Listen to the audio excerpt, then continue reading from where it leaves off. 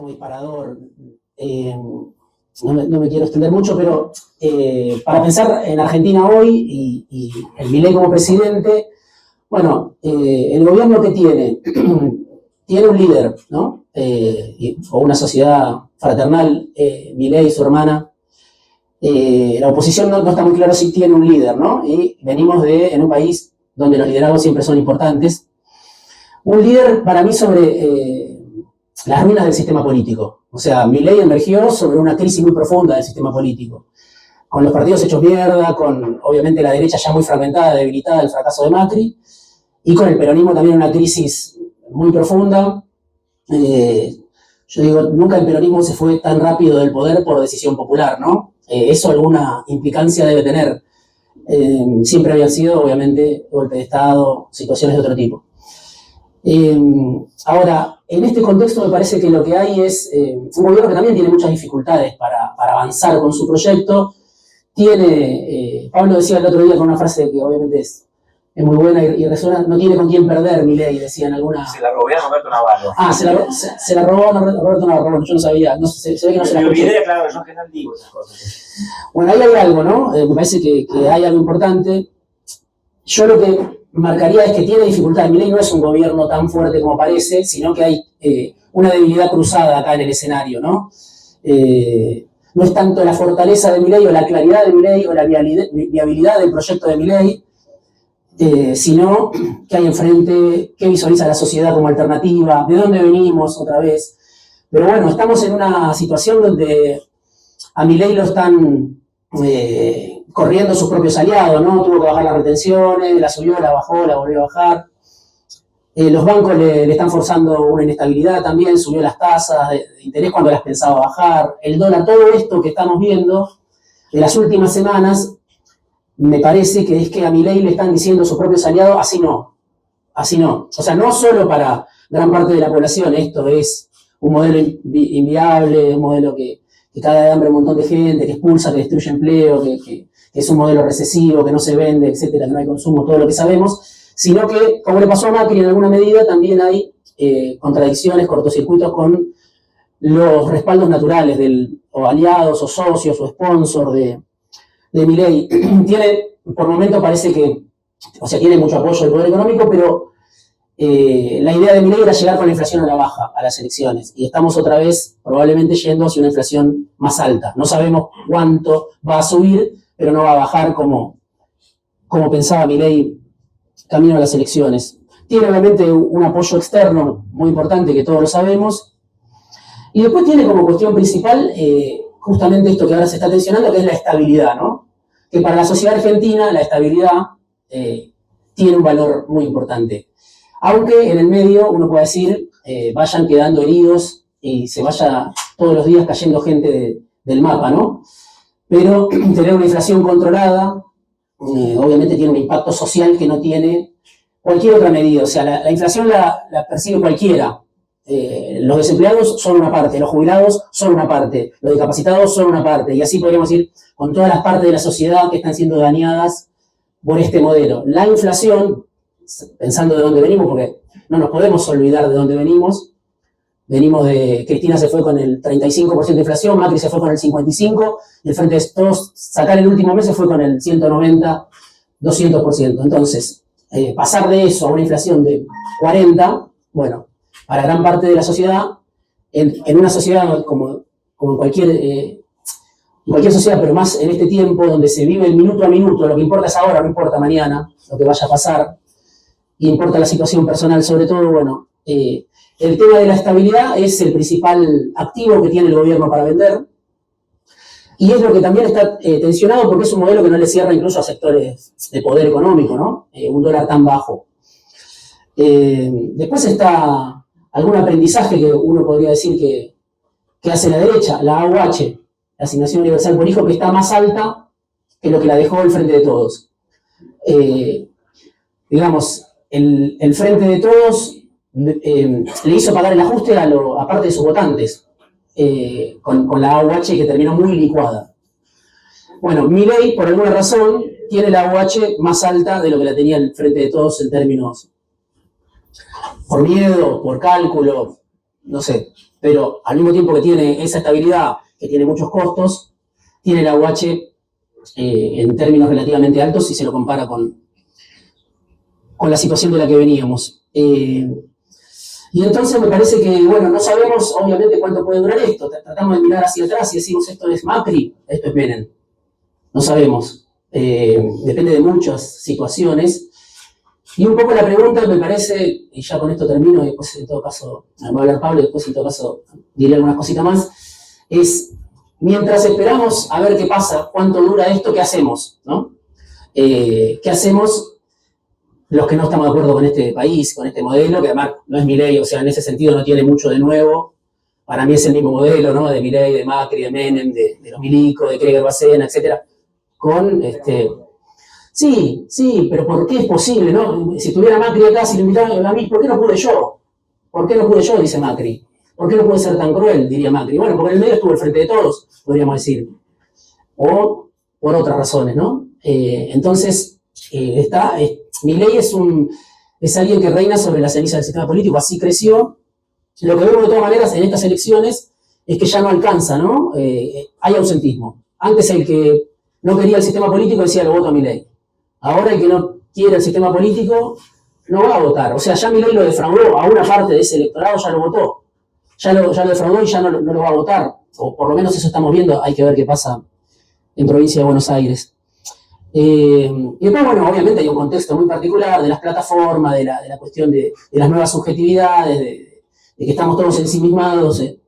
O sea, las nuevas formas del individualismo, ¿no? Las nuevas formas de la autoexplotación, son todas cosas, si se quiere, que no son muy nuevas, pero hoy están muy potenciadas por las plataformas, donde una persona que se queda sin laburo enseguida trata de inventarse su ingreso, enseguida trata de compensar a través de las plataformas ese laburo que no tenía, y todo el mundo tiene 2, 3, 4 laburos, y esa es una red del propio sistema que se autorregula, ¿no? Y te echa del laburo en relación de dependencia sindicalizado con aguinaldo, pero el propio sistema te ofrece la plataforma para que vos te autoexplotes y, no sé, hablando mal y pronto, no salgas a romper todo, sino que ahí mismo te vas agotando vos mismo y te vas inventando un ingreso. Eso es muy particular de este momento, quizá distinto a otros momentos.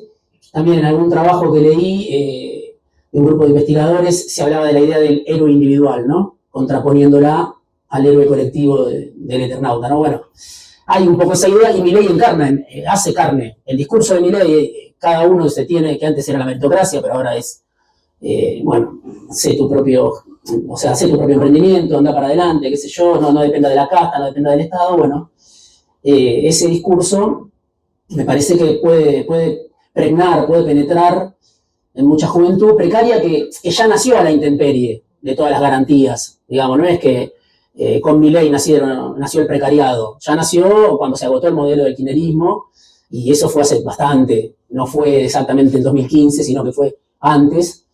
Y ahí empezó a nacer una generación que hoy es la novedad, o no sé si es la fortaleza de Milei, pero bueno, que por ahí se siente más cerca de Milei que de otras expresiones políticas, y que en los últimos 10 años las vio todas malas, 10, 12, 13, no sé. Digo, Axel Kicillof era ministro de Economía en 2014 cuando fue la primera devaluación. Después de ahí para acá hubo varias devaluaciones, del macrismo, del Frente de Todos, de Milei.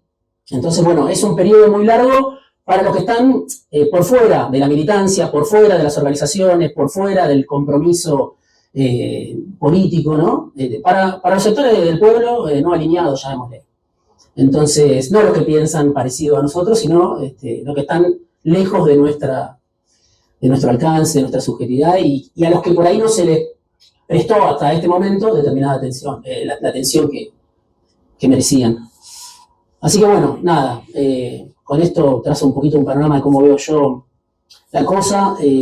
Creo que la cuestión de la economía es una cuestión central que tenemos que discutir todos. Yo creo, indago, pregunto. Hace falta un proyecto distinto que se pueda sostener en el tiempo, como se dice, con la gente adentro, pero que no sea para un periodo y después volvemos a caer en la inestabilidad, en la devaluación, etcétera, en una inflación de 200%, etcétera. Hace falta, me parece, que la economía deje de ser una cuestión de técnicos, especialistas, expertos que manejan esas variables como en los 90, que era Cavallo, López Murphy, muchos volvieron ahora, Y lo demás, podemos saber lo que no queremos. No queremos esas caras, pero sabemos lo que hay que hacer con el país en términos económicos. Sí, queremos que todos estén bien, ¿no? Que la gente no la caguen a palo, que las jubilaciones sean dignas. Pero ¿cómo se hace eso, no? ¿Cómo se hace eso? Entonces, me parece que ahí hay un gran tema donde no puede ser una cuestión de expertos pensar quién toma las decisiones en materia económica. Y es un gran tema, tanto de cómo volver, qué hacer. Porque es más fácil ganar una elección argentina que gobernar, ¿no? Así que, bueno, ya me excedí demasiado, perdón.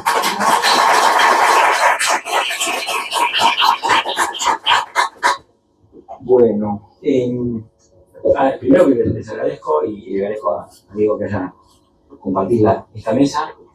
Yo les pido disculpas porque, digamos, mi posición política difiere mucho de la de ustedes y yo a veces, digamos, digo las cosas sin anestesia y me parece importante decirlo sin anestesia. No es que me arrepiento, pero les pido disculpas porque sé que a veces duele, ¿no? Entonces, no voy a cambiar mi forma de pensar, pero sé que es molesto.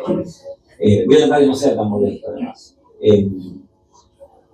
Yo quería empezar con una cosa que tiene que ver con lo que vos preguntás, pero para llegar a por qué no pasa esto. En parte tiene que ver, todo lo que dice Diego, yo estoy de acuerdo, que es parte de los impedimentos, ¿no? De que preguntarse, bueno, ¿por qué está mi ley? No solamente porque no se mueve un proyecto o una comisión en el Parlamento.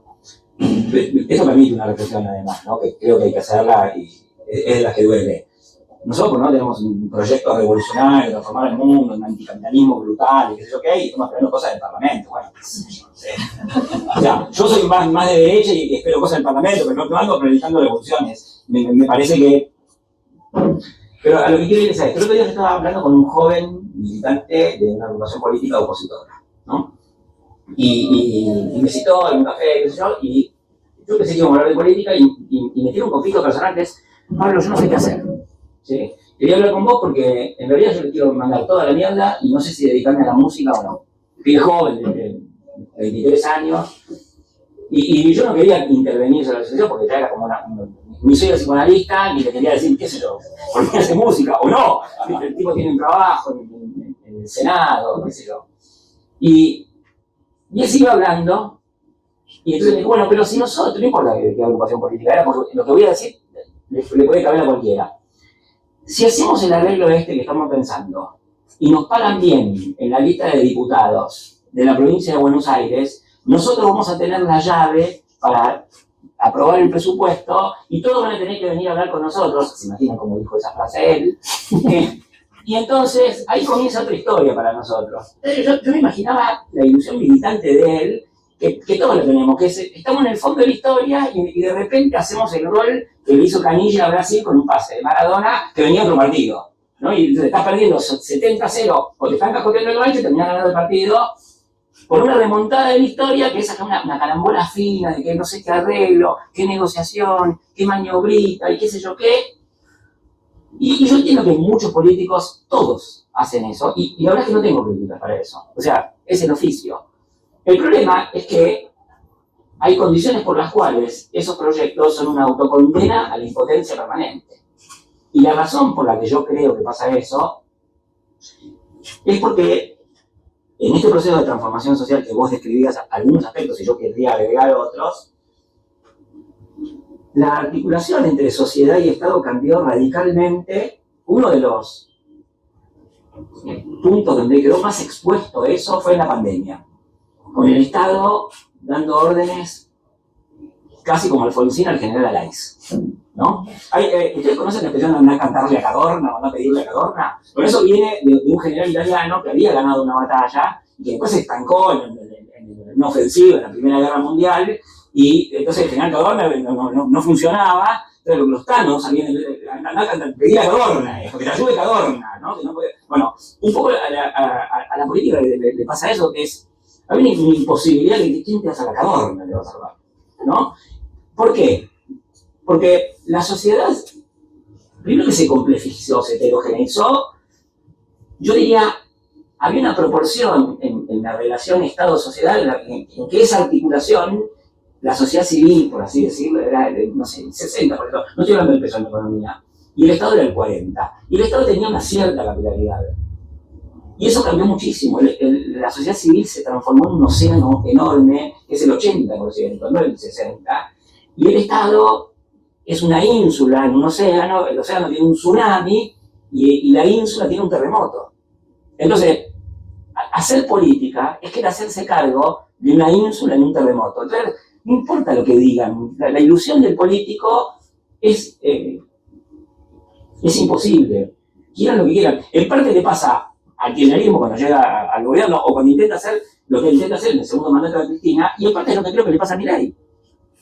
Porque Milei también tiene esas imposibilidades que vos decís, en parte de esa mutación del tipo de sociedad donde se vino engendrando desde hace 40 años una autonomía de la sociedad respecto al Estado. La sociedad le tomó el tiempo al Estado en cuestiones como la moneda, la educación, las comunicaciones. No le cree nada a nadie. Por ahí, al principio, las redes sociales, ahora no es tan así con las redes sociales con los jóvenes. En los últimos años que dejó de ser así.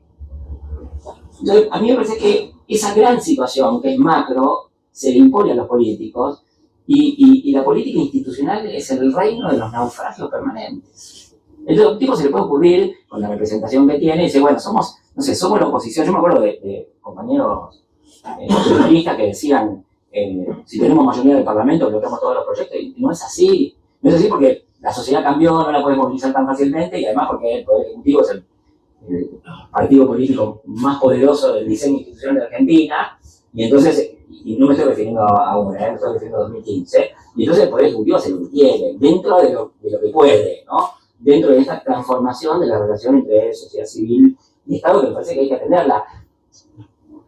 Cuando Perón gana en el 45 era otra cosa, el Estado podía reconstruir parte de la sociedad desde arriba. Eso no se pudo hacer tan fácilmente nunca después. Uno piensa, no sé, el experimento represivo de la dictadura no logró desactivar, hubo protestas contra la dictadura, hubo huelgas generales contra la dictadura, y no solo la del 82.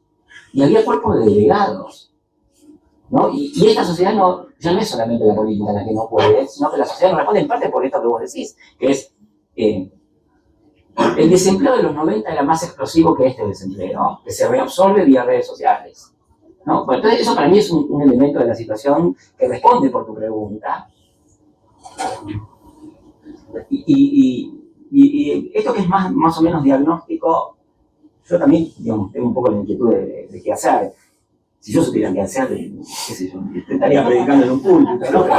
O sea, no sé qué hacer, pero quiero decir algunas cosas que se me ocurren que nosotros tendríamos que pensar y que se pueden hacer, o que hemos visto que se han hecho. Entonces, ahí también viene otro balance crítico, pero que yo creo que hay que asumirlo. Yo cuando pienso y ahí vuelvo a otra historieta, la de los movimientos sociales. Los movimientos sociales que fueron territoriales, que nosotros hicimos los territorios todo el tiempo, que ahora decimos los territorios porque nos simulamos populares y eso, no empezaron en los 2000.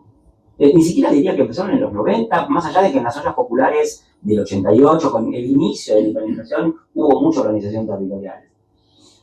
En el fin de la dictadura, TN hacía campaña contra la dictadura, TN, Canal 13 en esa época, no, yo soy profesional de mucha edad, hacía campaña contra la dictadura contando los quilombos que habían en los barrios. Y hay investigaciones de esa época que muestran que le mandaban cartas a los gobiernos de una sociedad fomental, dicen, nosotros no tenemos nada que ver con la política, solamente queremos una patria justa, libre y soberana, qué sé yo qué. Y claro, ya se había transformado en la sociedad. La clase obrera que existió hasta el 75, no existía ya en el 79, 80, 81, aún cuando había huelgas. Entonces había una territorialización que Duhalde la descubre muy tempranamente como intendente de Lomas de Zamora en los 80, no en los 90, cuando ya se veía que iba a ser el aliado de Menem y la gente decía vamos a votar a Menem en los autos de Cafiero, ¿no? Y la organización territorial del dualismo es importantísima. Pero recuerdo todo esto porque en los 90 los movimientos sociales, que después fueron importantes en el quiebre de 2001, y bueno, eran barcos navegando al arete, qué sé yo, nadie sabía a dónde iba eso, ¿no? Y pienso, bueno, lo que nosotros tenemos que hacer en parte es como eso, no sé si tenemos que hacer las mismas cosas, pero nosotros no podemos seguir pensando como si fuésemos funcionarios, con cabeza de funcionarios, de militantes que tienen acceso a recursos extraordinarios, que están donde pasan las cosas, porque ya no nos pasa eso. somos como un asteroide que se está alejando del planeta poder, o de ese planeta de poder institucional, y los diputados que tenemos, los senadores que tenemos, que chocan con esas imposibilidades que yo dije antes, y bueno, qué sé yo, no sé, o sea, nosotros no podemos seguir esperando a Godot, ¿no? Que llegue tenemos que ver que se puede hacer, quizá algo que nos parece muy poco, pero ese muy poco que se puede hacer es muchísimo. Pero hace falta tomar noción de dónde quedamos. Yo no lo digo esto por pesimista, ¿no? Pero, o sea, todas esas discusiones de optimismo y pesimismo, o sea, es una defensa del populismo alegre. O sea, se pueden hacer cosas, claro que se pueden hacer cosas. Y yo creo que nosotros nos tenemos que ubicar en el tipo de esfuerzo que es posible hacer, porque nosotros no sabemos qué cosas que estamos haciendo ahora nos pueden, porque todos nosotros estamos en fragmentos, ustedes no se van a ir a vivir a Villa Albertina, pero en Villa Albertina también están haciendo cosas, y en otros barrios de Loma de Zamora también están haciendo cosas, y probablemente cuando esos fragmentos sean más grandes y las cosas entren en un punto de calor en el cual pueda ser posible la fusión, los fragmentos se podrán unir. Uno no puede, no voy a decir malas palabras, pretender de más. Hay un dicho para eso. Pero me parece importante poder hacer esas cosas, incluso con todo el problema que significa la primera situación que yo retraté, que es esa disyunción entre la sociedad y el Estado, que es una situación nueva que tenemos que aprender a lidiar con eso. No sabemos qué va a pasar. Bueno, nada, me callo ahí. O sea, tengo un diagnóstico para que amplifica lo que él dice, o amplía lo que él dice, o intensifica, qué sé yo, y me parece que podemos hacer cosas. Lo que pasa es que tenemos que recuperar un sentido de las proporciones de en qué sentido influye lo que vamos a hacer y en qué tiempo influye lo que vamos a hacer. Pablo, perdón, y aprovecho para hacer una pregunta. Notamos que en las últimas elecciones menos gente participa, digamos, o sea, menos gente va a votar. Y ahí esto qué tiene que ver también, según el punto de vista de ustedes, digamos, con este desgano, con esta falta de, como que ya no cree la gente que pueda venir un cambio a partir de lo que vota. No, yo creo que sí, que hay como una endogamia de la política y la sociedad lo percibe, o sea, es como un sistema político que se desconecta de las necesidades sociales y bueno, la sociedad se desconecta al mismo tiempo. Si el sistema no habla de los problemas que yo tengo, ¿por qué yo tengo que delegar la resolución de mis problemas en ese sistema, no? Es un poco, me parece lo que pasa.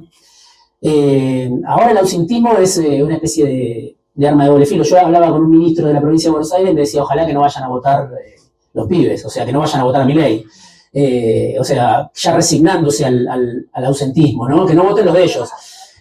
Claro, y del gobierno también están preocupados porque puede haber ausentismo, no sé, en las zonas del interior de la provincia de Buenos Aires, por ejemplo, más ligadas al agronegocio, y que ahí los que no vayan a votar sean los de Milei. Entonces, todos quieren, o sea, como un nuevo estadio donde ya se resignan a que el sistema no representa, y en todo caso se reza para que el que no vaya a votar sea el opositor, digamos, al proyecto que uno está respaldando. A ver, yo pienso que hay algo para mí central que es, porque obviamente el kirchnerismo fue un proceso para mí muy intenso, y los que venimos más del 2001, bueno, ahí como que eso, el kirchnerismo arrasó un poco con todas esas subjetividades, encauzó mucho de eso. Yo nunca me sentí muy representado, pero creo que hay un tema que hoy vuelve de otra manera, ¿no? Que es la cuestión de cuál es la fuerza de un movimiento popular, digamos, ¿no? Porque sabemos cuál es la fuerza de las minorías del privilegio, llamémosle por decirlo de alguna manera, del poder económico, de los partidos de derecha. Lo que pasó para mí durante el kirchnerismo era, bueno, ahí esa fuerza social se encauzaba, ¿no? Estaba representada. Entonces había que respaldar una línea que venía de arriba. Bueno, en un momento la línea era una, más acorde con la sociedad, y la sociedad estaba conforme, avalaba, mejoraba su situación. En otro momento, esa operación de dejar que yo conduzco y vos me tenés que bancar, digamos, se volvió contraproducente. Vuelvo a la pregunta, ¿cuál es la fuerza del movimiento popular? ¿El líder nada más o la sociedad en movimiento, digamos? Entonces, en un momento, cuando uno banca durante años una línea que no va a ningún lado o termina, como en el presente, en el aislamiento y la derrota, uno queda culo para arriba, digamos, absolutamente desorientado. Porque ese liderazgo, pero no creo que sea particular de la Argentina, ni del kirchnerismo, no sé, ni de este momento, no sé cómo se resuelve eso, pero sí creo que hay una responsabilidad, si uno quiere, nuestra, de delegar por completo la discusión del país que queremos en lo que se decide entre cuatro paredes, ¿no? Entonces, en un momento, eso te mata, te liquida como militante, te liquida como subjetividad, te desmoraliza, te querés ir a vivir a otro país, no sé, etcétera, etcétera, te hace desertar de esa pelea, porque ya el error es previo, digamos, para mí, de decir, yo tengo un jefe, una jefa, y listo. Lo único que tengo que hacer es decir, el jefe y la jefa tienen razón. Y tengo que hacerle ver al pueblo que tiene razón mi jefe. Y pierdo el oído de lo popular, y estoy más, como decía un poco Pablo, tratando de merodear un ámbito de poder, de decisiones, de camarilla, que también es pura impotencia. En realidad, o es un modelo viejo, a mí nunca, en lo particular nunca me interesó, pero digo, hoy es un modelo que además demuestra toda la ineficacia que tiene, la impotencia que tiene. Ahí hay algo ¿por qué? ¿Por qué esto? Porque si no, somos parte de procesos que son una máquina de generar frustraciones, o que de repente generan grandes frustraciones, y eso después tarda mucho en recuperarse esa vitalidad, ese entusiasmo, ¿no? Yo desde que ganó Milei estoy cansado de escuchar militantes, compañeros, gente muy politizada diciendo no me interesa, yo no leo mala noticia. Bueno, estamos hechos mierda, o sea, estamos derrotados. ¿Y qué? ¿Y si hubiera ganado Massa? Sí, ahí estamos re contentos, qué sé yo, no sé qué, y quiero escuchar todos los programas, y quiero ver todos los programas de televisión, y quiero leer más libros. No es, para mí no es así. Entonces, vivimos en un sistema capitalista, o sea, vivimos en un sistema excluyente, y hay momentos donde, bueno, un proceso político puede coincidir más con la mejora del nivel de vida. El otro día yo entrevistaba a un politólogo de Fiorito, que lo charlábamos también con Pablo, un pibe de 30 años, militante de movimientos sociales, militó en el Evita, ahora está en una organización que se llama La Patria Vencerá, se llama Matías Mora Cáceres, y él me dice, yo soy un hijo del kirchnerismo, pero durante el kirchnerismo la pasé como el orto. No tenía cloaca, no tenía esto, no tenía lo otro. Eso que hoy podemos escuchar, hace 10 años, si alguien lo decía, no sé. Sí, pero te dieron la asignación universal por hijo, o sí, tenías que ver el vaso. Sí, no se podía por ahí decir. A ver, perdón, el insulto ingrato lo inventamos nosotros, ¿no? O sea, le dijimos a la gente ingrato. Hubo dirigentes del Partido Justicialista que dijeron en Twitter ingratos. O sea, una cosa que, perdón. Sí. No. Digo, ahí el tema para mí central es cómo tratar de no caer en dinámicas que fomenten el escepticismo y que hacen mierda a la militancia y a la gente que activa, digamos. Y ahí no es responsabilidad solo de la dirigencia, creo que es responsabilidad de la propia militancia, de decir, bueno, che, ¿cómo es esto? ¿Cómo funciona esto? ¿Cuál es la salida? Y lo que creo, un poco también tomando algo de lo que decía Pablo, esto de o hacer la revolución o no. Esperar una comisión parlamentaria. Claro, para mí hay que tratar de suturar esa distancia. ¿Cómo se sutura esa distancia entre una cosa y la otra? Tratando de ser más serios con lo que pretendemos, estar a la altura de lo que pretendemos construir. Es decir, si nosotros queremos barrer con el capitalismo en el 2027, obviamente eso va a derivar en una nueva frustración. Que no sé si todos quieren barrer con el capitalismo, pero digo, yo por ahí sí. Pero digo, lo que sí es cómo construir política a la altura de lo que pretendemos. Y que eso sea, al mismo tiempo, no caer en la resignación, ¿no? No es que, bueno, como no puedo hacer la gran transformación que a mí me gustaría, en realidad me dedico a administrar lo ya dado, sin cagar a paro a los jubilados, pero también ajustar a los jubilados un poquito, el Frente de Todo lo hizo, etcétera. ¿Cómo pensar, cómo estar a la altura de eso? ¿Cómo construir? Esto para mí es construir poder político, ¿no? O sea, lo mismo que Pablo decía, reunirse, volver a pensar, no sé, exponerse a la discusión, pero para mí yo no estoy de acuerdo con que el agotamiento del kirchnerismo demande ser conservadores para lo que viene, o sea, o no cuenten conmigo para eso, digamos, o sea, no me interesan las formas del consenso, las formas de la moderación, eso es un no lugar para mí en la política, eso está muerto en la política, Milei Milei es la prueba de que eso hace 15 años que se trata la avenida del medio, esto, lo otro, aquello, y no funciona. Bueno, la reta, etcétera, etcétera. Por ahí mañana, en 2017, aparece un moderado del gobierno de Argentina. Pero digo, la idea del consenso en realidad es, para mí, es una forma de avalar sin transformar el presente que yo no avalo, digamos, o sea, que no me deja contento este presente. Ahora, tampoco uno puede plantearse grandes expectativas, por ejemplo, juicio político a la Corte, si después la misma Corte te manda presa y no pasa nada, o sea, sí, hay una marcha y ahí se acabó. Entonces, para eso negociar con la Corte.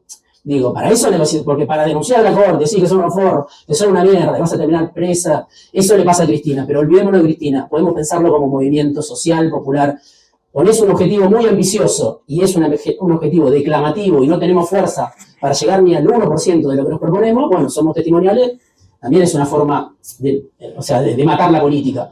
Entonces, para mí hay que tratar de suturar esa distancia entre lo que nos gustaría y lo que podemos cuando estamos en movimiento, no lo que podemos dado esta situación actual y listo, bueno, tengo este tablero y bueno, lo único que hago es mover esta ficha. No, obviamente uno piensa que si cree en la política, pone cosas en movimiento y eso genera nuevos movimientos y puede contribuir a una sociedad un poco mejor. Pero si no, lo otro, lo de grandes expectativas, hoy la responsabilidad para mí del Frente de Todos de tener una crisis que lo lleva al gobierno y no discutir un programa antes o mínimamente unos planteos y que entra Guzmán por la ventana porque no había nadie que se hiciera cargo y etcétera, y termina más, etcétera, etcétera, etcétera. Digo, tratar de ser más serios en ese sentido, demandarle a la dirigencia que sean más serios, más responsables, uno tratar de serlo también, y pensar la política como algo más integral, no es, bueno, hay gente que toma la decisión y yo soy el movimiento social. Yo tengo que, no sé, ir a coger la ruta y después viene uno, toma las decisiones y vamos para acá.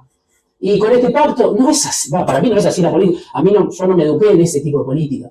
Es decir, si la gente hoy hay un montón de conflictos. Hay un montón de conflictos. Sí, te puedo hacer una pregunta Sí. a los dos. ¿Qué piensan ustedes de una CGT borrada, una represión brutal y la falta de derechos que ya tenemos? Porque nos quitaron todos los derechos. Con la palabra libertad nos quitaron todos los derechos. La libertad es de ellos y nosotros estamos presos. ¿Qué pasa? En esa caja de la CGT, que no hace nada, y hay una represión brutal. Por más que los viejos vayan a poner la cara, el cuerpo, y le peguen en la única pierna sana que tiene una discapacitada, y un montón de cosas más, y gaseen y le den un balazo en la cabeza a Pablo Grillo, y un montón de cosas más. ¿Qué pasa con esa CGT? Con esa cajita de la CGT. Perdón, ¿no? Me gustaría, queríamos pensar también antes que contesten los compañeros. Me parece que los 90 duraron 12 años, ¿no? Durante esos 90, digamos, los jubilados también iban, despegaban. La CGT era una cajita, eran dos cajitas, pensémoslo. Tuvo que organizarse, diríamos, la desesperación y la resistencia. La respuesta viene ahora. De arriba no viene. Para mí, por eso, para mí es imposible que la organización que representa solamente el 40% del trabajo pueda tener una respuesta porque está a la defensiva, porque no quiere perder privilegio y nada más que eso. Entonces me parece que la respuesta solamente la va a dar la base. No hay que esperar nada ni del Palacio, ni de la Corte Suprema, ni los diputados, ni senadores. Solamente la base. ¿Va a demorarse? Sí, va a demorar un montón. Los 90 duraron 12 años. Sí, la base somos nosotros. Pero si no tenemos organismos. Ojo, nosotros también somos el Estado. Bueno, igual eso de que nosotros somos las bases, tenemos que... El Estado somos nosotros. Ellos son gobiernos. El Estado somos nosotros. Educación democrática. El Estado somos nosotros. Vino a destruir el Estado, nos vino a destruir a nosotros. Yo tengo una buena jubilación, porque me maté trabajando en los últimos años. Pero esa jubilación, dentro de 5 años, va a ser nada. Nada. Como está pasando. Y el trabajo que hay ahora es el trabajo esclavo. Para tener un trabajo estás 6 meses de prueba, no tenés ningún beneficio, no tenés obra social. Estamos frente a una esclavitud. Sí, esa idea de quiénes son las bases. Yo igual para que decir porque yo estoy de acuerdo en que el proyecto de Milei da un giro específicamente en el tema represivo y que, digamos, una política de intimidación, que aparte es mucho menos importante, creo yo. Sí, es mucho menos importante, creo yo, el giro represivo de la política de Milei en lo que se ve en Plaza de Mayo que en lo que uno puede ver en los barrios. Porque los niveles de intimidación que hay en los barrios son tremendos. Ahora, eso por un lado. O sea, hay un giro represivo, eso yo estoy de acuerdo, no voy a discutir eso, ¿no? Pero creo que es mucho peor en otros ambientes. También quiero decir, y cargue arena para todos, que hubo un intento de asesinato a Cristina Fernández de Kirchner, que muchos kirchneristas fueron, y yo también fui a la protesta por eso, y escuché a compañeros decir, bueno, ahora ya no nos para nadie, como si fuera la oportunidad de una gran maniobra política, y que durante el gobierno de Alberto Fernández asesinaron a un periodista en el Obelisco, no fue durante el gobierno de Milei. Le pusieron la rodilla en el cuello y le provocaron un infarto y el tipo se murió. Con lo cual, digamos, yo creo que el giro, y además, quiero decirlo también, aunque les duela, yo lo lamento, pero las palabras de Cristina contra los movimientos sociales desencadenaron una ola de juicios contra compañeros de movimientos sociales. Yo sé de, por ejemplo, el tipo de la corriente clasista y combativa que le secuestraron los cuadernos donde tenía las cuentas del año 68 del PCR. Y eso lo hicimos nosotros. Entonces, no es tan fácil, primero, aunque yo no tengo la más mínima duda que este gobierno está lleno de gente que es absolutamente partidaria de la intimidación y además son unos irresponsables en el ejercicio de la intimidación, diría, las fuerzas policiales y de seguridad, que son una manga de hijos de mil putas, igual tienen más cuidado que los que tienen en sus arranques la gente del gobierno. De eso yo no tengo la más mínima duda. Y además, creo que las cosas que hacen, las hacen a propósito. O sea, cuando hacen lo del Garraham, para ellos eso es un proyecto educativo. Perdón que lo diga así, pero para ellos hacen eso así. Eso es una cosa. Después, yo creo que hay otra cosa ahí a plantearnos que tiene que ver con tu pregunta.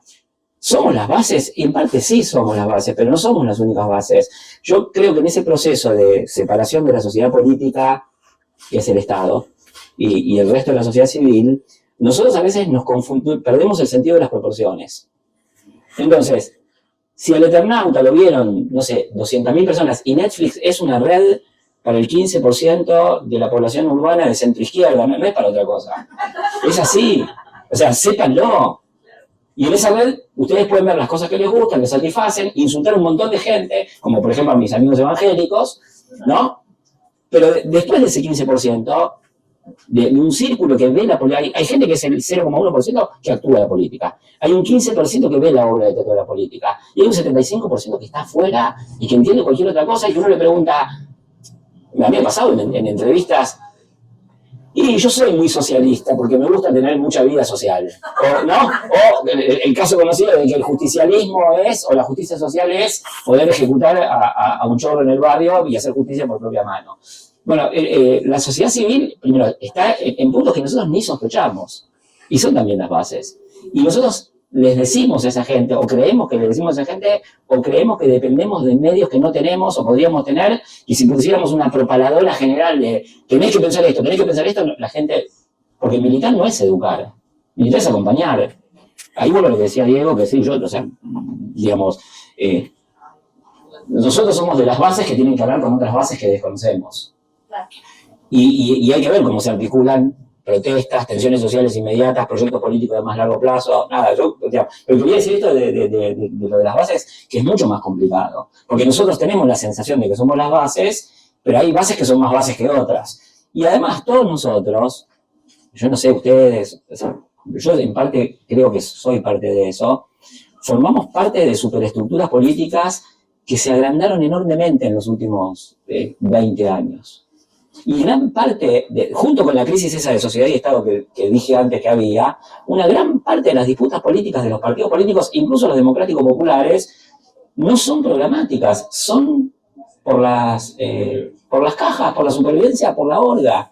Entonces, nosotros le decimos a la CGT que hace lo que nosotros sabemos que estamos haciendo, como este pibe que yo les contaba, que si los cagamos a los otros, hacemos el acuerdo y entonces todos van a tener que venir a hablar con nosotros, como lo dijo él, ya saben, para que les aprobemos el presupuesto, ¿no? Y cada huelga está en eso. Y yo no conozco que hablo, y no voy a dar nombre porque no quiero traicionar la confianza de los interlocutores, pero conozco de cada iglesia, de cada pueblo, un paisano que te dice lo mismo del otro. Cuando los caguemos a esto, vamos a ser felices. No es cuando caguemos a la oligarquía, al imperialismo y a la gran burguesía financiera. Es cuando nos caguemos a lo de la agrupación de al lado, cosa que todos nosotros decimos, ¿no? Entonces, por un lado, vivimos en una dinámica endogámica, conflictiva, donde salir a fumar un cigarrillo en medio de una reunión de oficinas es engendrar una conspiración, que es lo que pasa.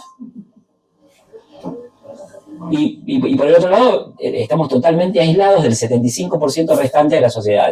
Bueno, ahí nacen los no votantes. Claro. Quiero responder brevemente esto que empezaste vos, que es, yo veo 3 grupos de no votantes. Yo tengo la costumbre de tratar de hacer al menos 3 meses de trabajo de campo por año, que me saca de las pelotudeces. Y aún así, digamos, siempre vuelvo a las pelotudeces. Pero hay una parte que en ese porcentaje es como una especie de anarquismo, entre el anarquismo doctrinario y la renga. Y que son los mismos que en 2001 fueron al que se vayan todos. Ahora muchos, o sea, la música, yo fui a miles de marchas, decenas de marchas de Milei y estaban escuchando la renga y los redondos. Son tan picoteros como Máximo, ¿no? Esa línea de desprecio al poder, de crítica al poder, son parte de los no votantes. Y después hay 2 tipos de no votantes que son los más importantes, que es, hay una oposición que no tiene candidatos. Es gente que, es más, yo diría, no es que quieren votar a la rusa Bregman, ni que quieren un kirchnerismo más radicalizado, quieren un peronismo potente, que es otra cosa, que no sé si puede haberlo, pero eso quieren ellos. El sueño de ellos es eso, o algo parecido a eso. Y después hay votantes de Milei a los que el horror, el asco al peronismo los hizo votar a Milei, y algunas coincidencias con lo que decía Milei, pero ya se sienten frustrados, sobre todo en el interior, donde el problema de los salarios y el trabajo es mucho más complicado, porque hay menos fuentes de trabajo, porque uno no es tan fácil meterse en la red social, en la red social de Uber, ¿no? En la verdadera red social, y es gente que de clase media, que le creyó a Milei, que yo me gané la mía, que a mí nunca nadie me dio nada, que qué sé yo qué, que trabaja, no sé, en un laboratorio privado y le pagan por 8 horas de laburo 500.000 mangos. Y salen del trabajo llorando y se sienten humillados. Es menos el problema económico, que es gravísimo, que el problema moral de sentirse agraviados, y todo eso tampoco quieren votar a Milei. Ahora, son los tipos que chocan con la contradicción entre los proyectos de transformación que hacen los partidos políticos y las realidades que producen los partidos políticos, para mí en el marco de una crisis que es del Estado y de la sociedad, no es de los partidos. Los partidos la viven, sintomatizan esa crisis, pero es una crisis mucho más, que viene más de abajo, más de raíz. Todo esto a mí no me lleva a pensar que no se puede hacer nada. Se puede hacer lo que se puede hacer ahora, que es muchísimo. Después se me podrán hacer más cosas, qué sé yo, la historia siempre está abierta. Fuera de quicio la historia, ¿no? Entonces, se pueden hacer cosas. Lo que no se puede es pensar desde esos lugares donde nosotros creíamos que éramos las bases y en realidad éramos parte de superestructuras políticas y poleas de transmisión de una idea de, bueno, banquemos esto. Los radicales decían en la época, aguante pueblo que estamos luchando. Dijiste que uno de los grupos de votantes son los peronistas sin candidato. Opositores sin candidato. Opositores sin candidato. Pero es más bien opositores sin ideología. Porque candidatos sobran. O sea, tenés candidatos. No, sin candidato que los convenza. Pero no es sin ideología. No sé si están sin ideología. Pero digo, no hay dirección, me parece. Inclusive, hay formas. Vos tenés el candidato medio radical para la Cava, Santoro, que encaja en lo que vos creés que la Cava. Tenés el candidato para la Matanza, Almagro, y bueno, gobernó, vamos a ver qué pasa. Cristina en su momento era el candidato para la tercera sección. Pero no tenés un proyecto real atrás de ese candidato. Puede ser, yo quiero responder brevemente para dejarlo a Diego.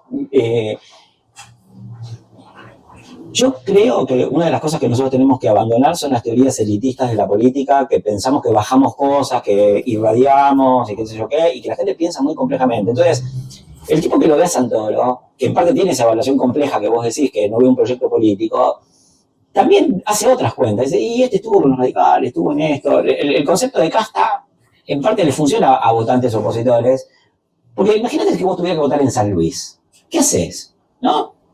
O si tuvieras que votar en Rosario. Está bien, ahora nuestro fetiche es Monteverde, pues está todo bien, está perfecto. Ponele, ¿para qué dije Rosario? No. Ponele que tuvieras que votar en Jujuy, ¿no? O en San Juan.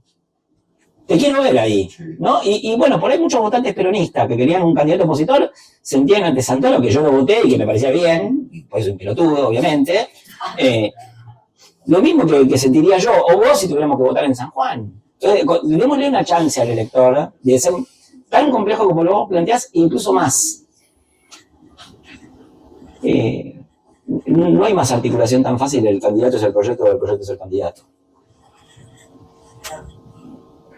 No sé, Diego, si vos querías decir algo de esto, o de antes, o de cosas que quieran Yo dicho. dos cosas más te tiro para tratar de ser breve. Una que para mí a la política le falta pueblo protagonizando. En ese sentido, yo creo, o sea, la política es de los políticos, ¿no?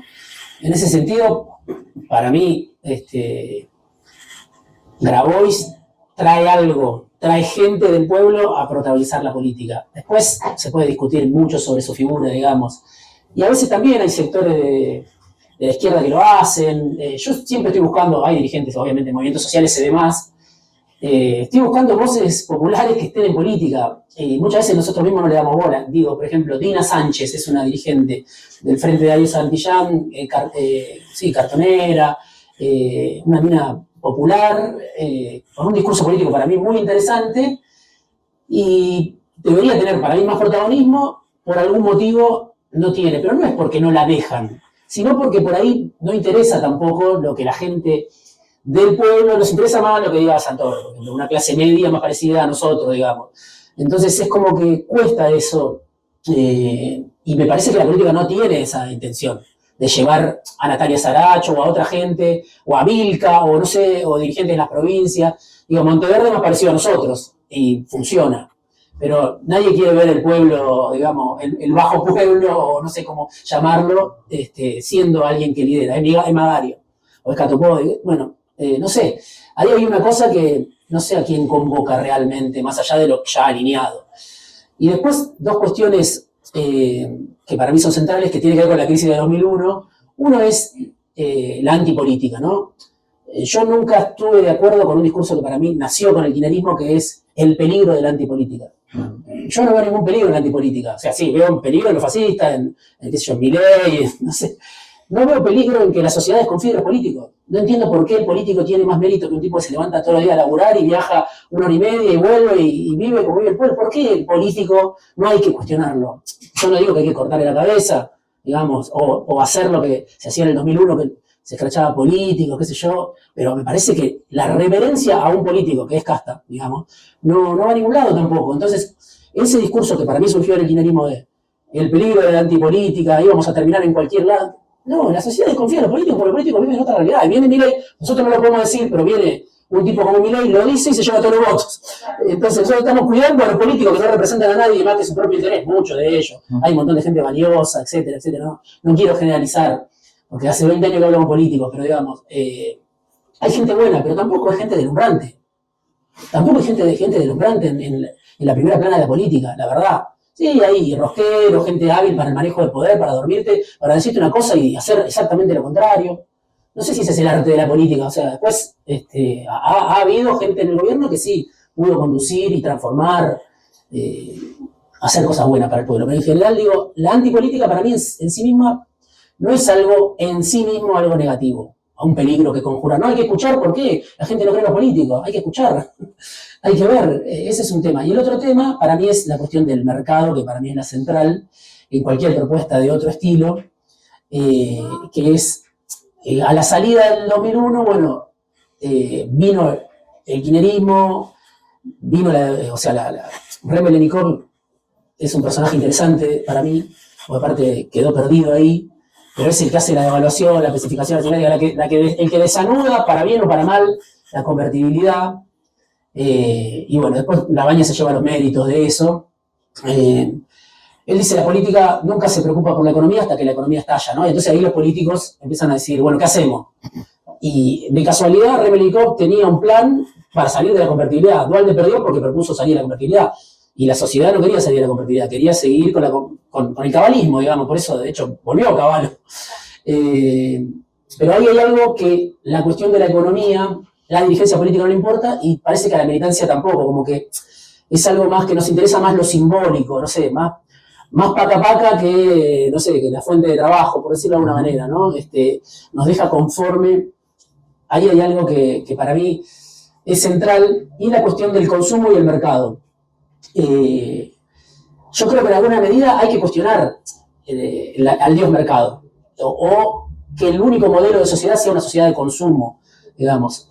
Eso el kirchnerismo no lo cuestionó porque salió de la crisis, tasa china, consumo, electrodomésticos, 5 millones de puestos de trabajo, bueno, en un momento eso se apagó, porque era, bueno, propio de una circunstancia con los commodities, con la devaluación,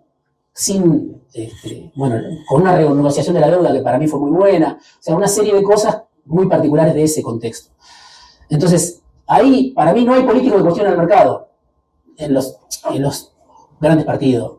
Y el Papa Francisco fue un líder, digamos, para mí muy importante, no porque coincidiera en todo y qué sé yo, pero siempre lo valoré, incluso cuando era un cura acá y fui a ver sus misas en Constitución y me daba cuenta que tenía una red territorial muy importante, mucho antes de llegar a ser Francisco. Bueno, era un tipo que cuestionaba el mercado, o sea, que cuestionaba el sistema. Si no se lo cuestiona mínimamente, no para decir, bueno, vamos a voltear el capitalismo, no sé, pero si no se lo cuestiona, no hay política. Para mí, los márgenes de acción de la política son ínfimos. Bueno, administramos lo que deja Milei. Está bien, bueno, listo, administrar, qué sé yo, no creo que vaya a mejorar de manera notable la vida de las mayorías. Puede haber contención. Hoy mismo Milei te está mostrando que saca gente de la pobreza, supuestamente porque la AUH, porque la inflación, pero es un sistema de mierda, ¿no? Entonces, para mí, si no se cuestiona el mercado en alguna medida, y no hay políticos que lo hagan, o son muy pocos, no hay margen de acción para la política, no hay política posible, no hay transformación posible, obviamente. Y eso es algo que también viene de lejos, me parece, de no poder decir, bueno, por ahí tenemos que vivir con niveles de consumo más bajos. No es que el horizonte es tratar de consumir cada vez más. Por ahí hay que bajar las expectativas, pero obviamente puede ser un discurso antipopular, pero es más real que decir, sí, importemos, que venga el iPhone, que venga todo, y después hay que devaluar, y después otra vez la gente se cae del mapa. Hay que salir de alguna manera de cierta infancia política. Yo creo que el kirchnerismo fue en gran medida una infancia política en muchas cuestiones, y bueno, ya estamos viejos, y si hay una idea de proponernos nosotros, de discutir una sociedad que vaya en un sentido más ligado no sé, a otro modelo de Argentina, me parece que hay que salir del infantilismo y tratar de pensar cómo hacemos eso. Por un lado, para mí se cuestiona el mercado, por otro lado, sabiendo que hay cosas que por ahí todos queremos tener y no se pueden tener. No se pueden tener. Esa frase de González Fraga que quedó le vienen a sacar. Sí, González Fraga es un garca, qué sé yo, pero el propio kirchnerismo no lo pudo sostener a ese modelo. Ese es el tema, digamos. Que cuando vos decís esto, Cristina me acuerdo que también decía, bueno, conmigo viajaban al exterior. Bueno, no es posible. Milei está en alguna medida haciendo lo mismo en un punto con el dólar barato. O sea, Milei se está comportando en ese sentido, más allá de que te caga palo, ajusta a los jubilados, el garra, pero en ese sentido del dólar barato es un político clásico, como lo fue Menem, como lo fue por el momento Cristina, como lo fue Macri. O sea, un político clásico, tiene el dólar barato para bajar la inflación. Después te hace mierda la industria, destruye empleo, te caga palo, pero digamos, no se puede. Necesitas un dólar más alto para la economía, para generar laburo, para que no entre la importación y destruya la producción local. Bueno, todas esas cuestiones para mí hay que discutirlas, pensarlas y bueno, nada. Fernando, quería retomar ahí porque me parece que es interesante, sobre todo en temas de qué hacer.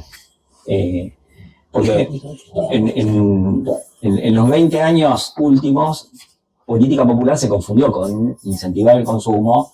Pero yo quiero dar 2 ejemplos de cosas que sí se pudieron hacer en otros lados, que claro, no todo es imitable, pero nuestra costumbre, desde que nosotros nos volvimos ufanistas de nosotros mismos y denostadores de cualquier otra cosa, entonces el Pepe Mujica aparentemente es un Buda. Es bueno, no mata mosquitos, cuida al perro, no roba, pero es un boludo. Ahora, la política pública en Uruguay renovó totalmente la matriz energética y creó un bien público. No tenían petróleo, no tenían una mierda. Después, transformaron las relaciones laborales y formalizaron. Eso es crear un bien público. y reformaron por completo el sistema de salud. Entonces, eso es ponerle coto al mercado, ¿no? Crear bienes públicos no es lo mismo que destruir bienes públicos para que haya más consumo, como por ejemplo hicimos nosotros con el tema de la inflación. Yo digo, tenemos una crisis del Estado. Ahora, ¿quién fue el mayor deslegitimador del Estado en Argentina en los últimos 20 años? Tiene nombre, se llama Guillermo Moreno. Yo fui a la Unión Soviética y fui a Alemania Oriental y vi cómo la gente desconfiaba de lo que decía el Estado porque el Estado mentía. No es muy distinto de cómo se desconfiaba de Moreno. Realmente no. Y nosotros no tenemos conciencia de lo criminal, perdón si era muy monista, pero de lo criminal que fue la gestión de Moreno para con la legitimidad del Estado. Y entonces, mientras Uruguay creaba un bien público, o 3 bienes públicos, energía, salud, formalización en el campo laboral, nosotros destruíamos un bien público mínimo que es la confianza.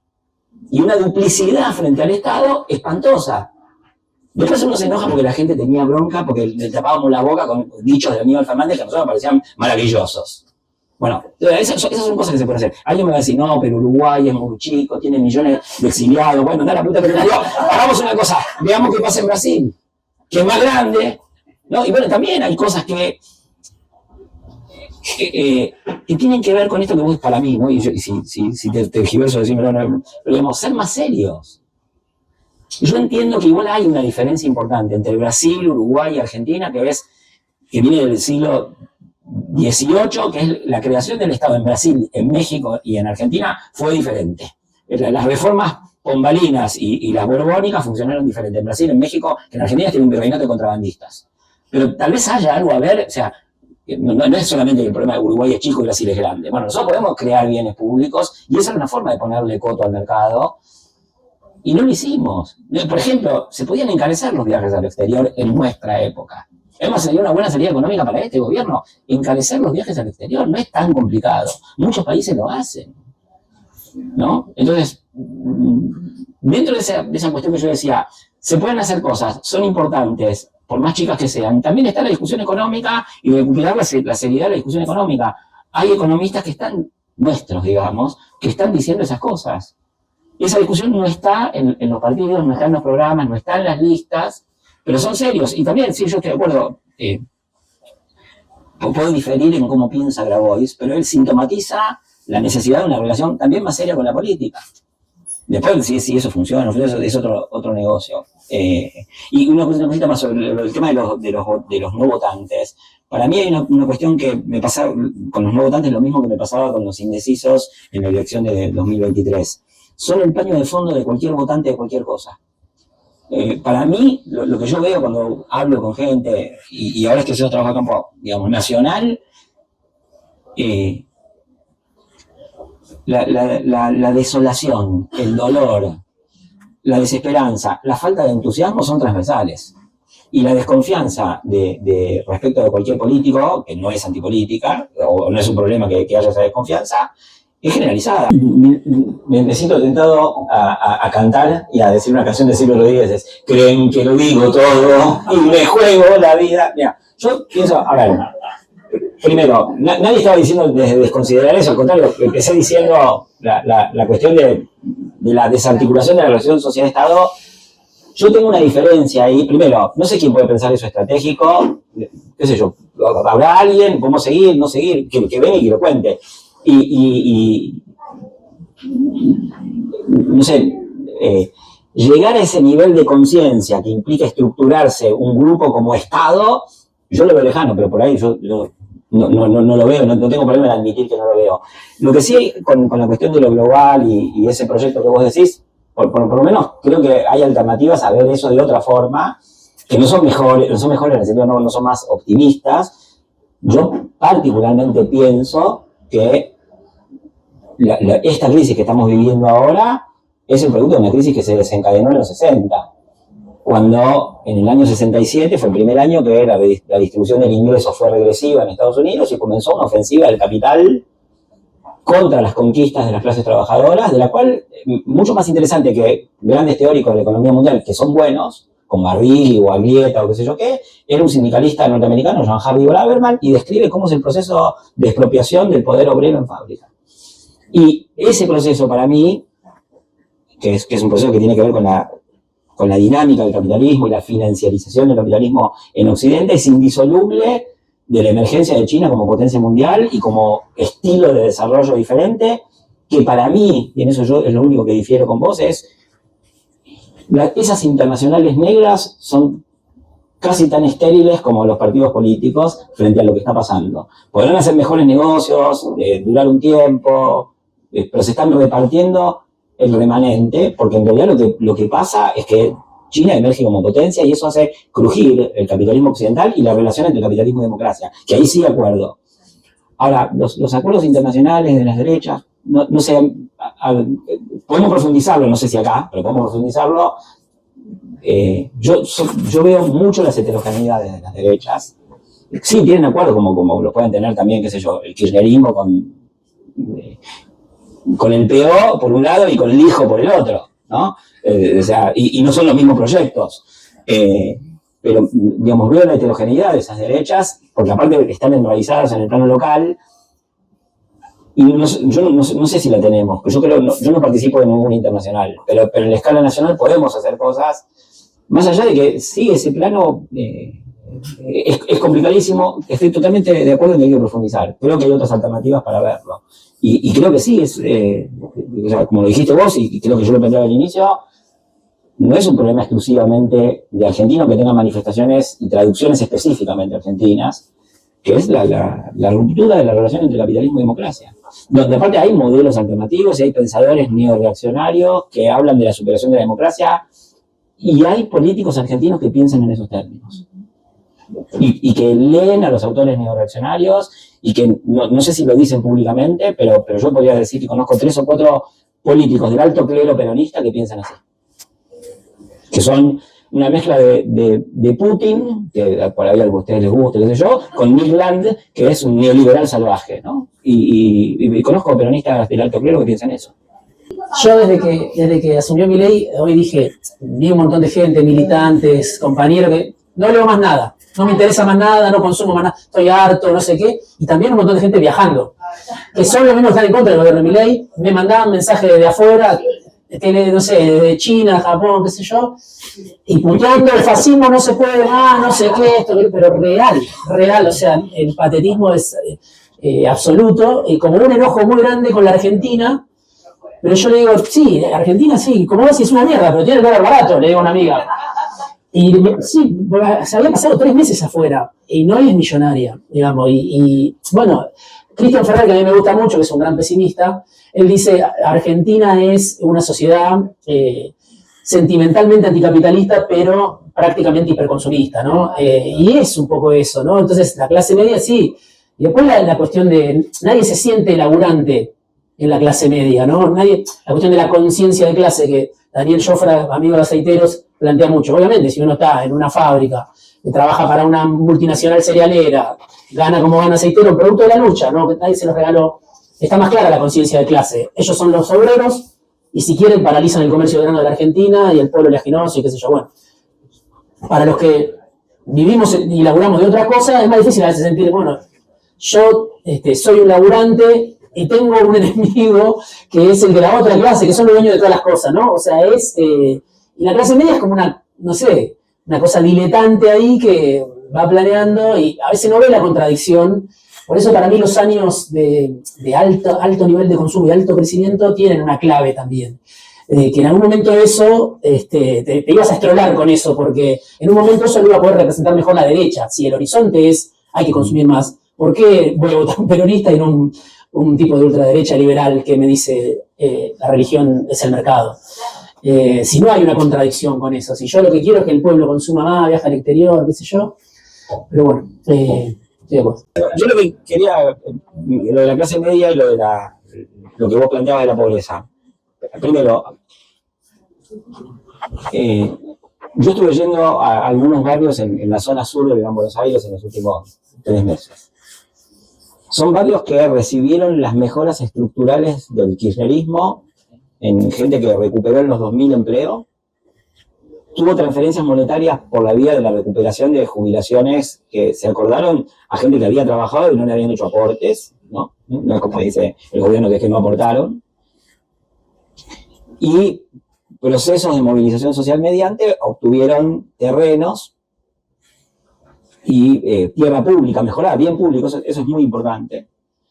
En procesos de gestión conflictiva y cooperativa con autoridades municipales, provinciales y nacionales, que incluso después del 2011, que para mí empieza, como para Diego, a quemar aceite el modelo y a haber problemas de empleo y todo eso, esa gente igual tenía resto y capacidad de ahorro como para ir construyendo, y son casas, a ver, hay gente que nació jugando con losas como nosotros jugábamos con el ladrillo, entonces son casas maravillosas, de 2 plantas, con una solidez que no tienen las paredes de mi casa, está bien, a uno puede no gustarle el estilo, pero es un estilo.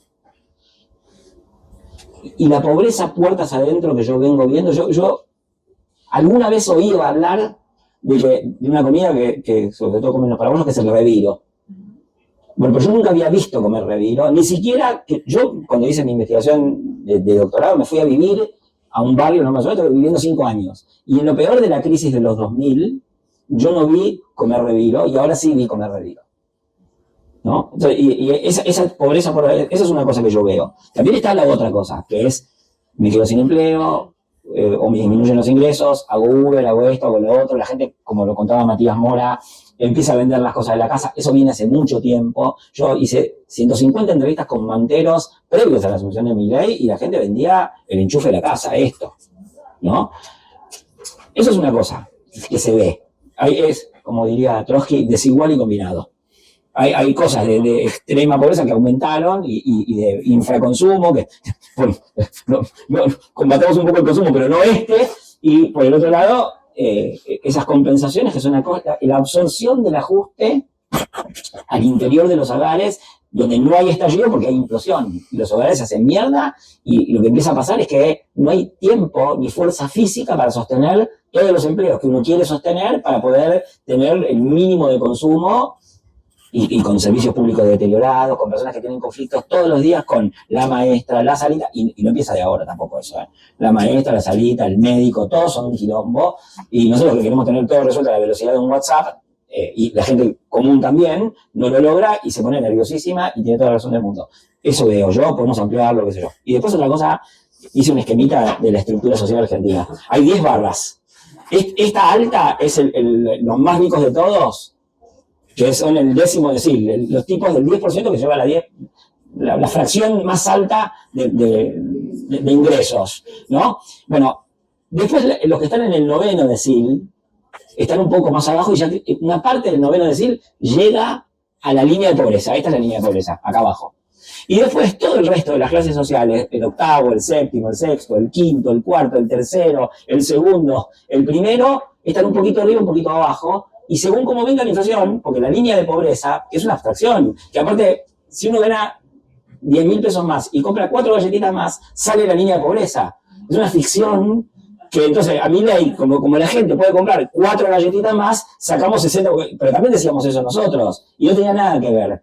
Y después nosotros tenemos imaginariamente una idea de que una persona que tiene casa, que tiene empleo, uno de sus empleos formales, que viajó en toda su vida 5 veces a Europa, ¿no? Es clase media. Y eso no es clase, en la estructura social argentina eso no es clase media, eso es un privilegiado. No digo que viajó todos los años a Europa, viajó 5 veces en 80 años. Entonces, esta es nuestra estructura social, y eso tiene que ver con la pobreza por la que vos preguntás. Hay gente que se cae, hay nuevos pobres. Gente de clase media que renunció y perdió un montón de cosas. Salud privada, escuela privada, pero que la tenía que pagar, o que perdió eso, o que perdió lo público y tiene que ir a lo privado gastando y trabajando más. Eso es lo que yo veo de estructura social. Y entonces la cosa de clase media es un poco lo que, por otro camino, lo que vos decías, que es, hay aspiraciones anticapitalistas y hay aspiraciones de clase media también, pero es toda una cosa imaginaria que, qué sé yo creo que cuando me siento en un café de especialidad y me pido una media luna, sigo perteneciendo a la clase media, cuando sé que pertenecer a la clase media es cada vez más caro y yo ya no sé si pertenezco a la clase media. Y eso se empieza a ver en las encuestas, en las de consumo, donde hace 10 años todo el mundo decía que era de clase media y ahora la gente no dice que es de clase media. Termino con esto. En una entrevista que yo hice hace poco en un barrio donde le pedíamos a la gente que dibujara la estructura social, alguien me dijo, para mí la mejor definición que yo escuché en mi vida, que es: soy clase media bajante.